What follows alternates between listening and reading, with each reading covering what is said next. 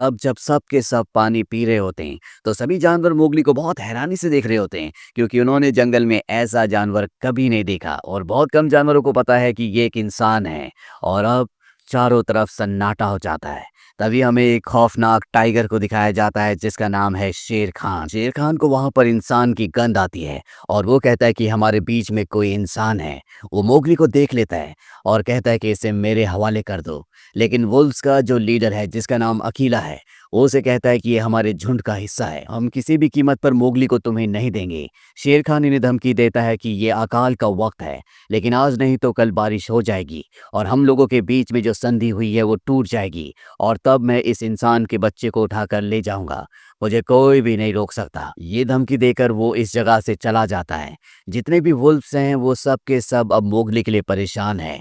वक्त बीतता है और बारिश होना शुरू हो जाती है।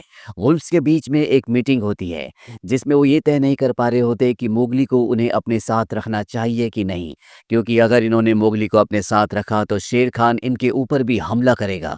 मोगली अपने झुंड को किसी भी कीमत पर किसी भी तरह के रिस्क में नहीं डालना चाहता, इसीलिए वो झुंड के पास जाता है और कहता है कि मैं यहाँ से चला जाऊंगा। बघीरा भी वहां पर होता है। वो सबको कहता है कि मोगली का यहाँ से जाना ही अच्छा होगा। मुझे एक इंसानों का गांव पता है, मैं मोगली को वहां पर छोड़ आऊंगा।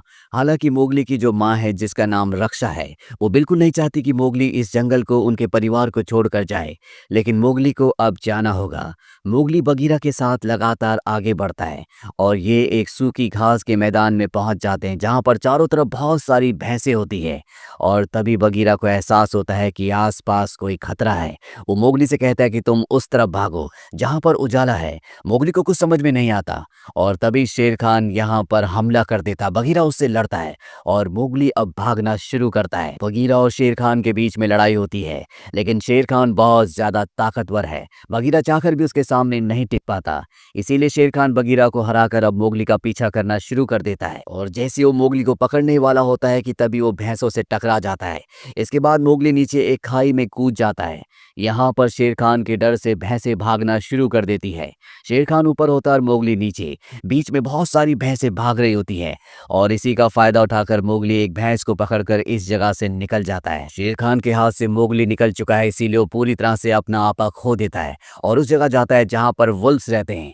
यहाँ पर वुल्फ्स से बताते हैं कि मोगली यहाँ से जा चुका है, पर शेर खान उन्हें कहता है कि ये तुम्हारी गलती है। मैंने तुम्हें पहले ही समझाया था कि उस इंसान के बच्चे को मेरे हवाले कर दो, लेकिन तुमने मेरी बात नहीं मानी।